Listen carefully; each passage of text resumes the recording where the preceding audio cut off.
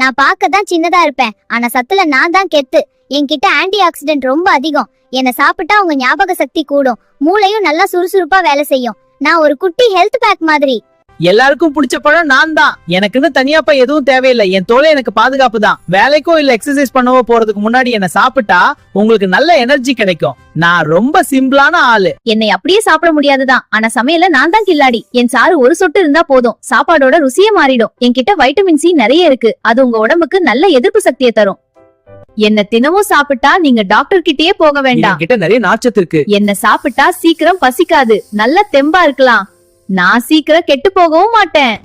எல்லாரும் என்ன காய்னு நினைப்பீங்க, ஆனா நானும் ஒரு பழம்தான். மத்த பழம் எல்லாம் இனிப்பா இருக்கும், ஆனா நான் உங்களுக்கு நல்ல கொழுப்பு சத்து தருவேன். உங்க இதயத்தை ஆரோக்கியமா வச்சுக்க நான் ரொம்ப உதவி செய்வேன்.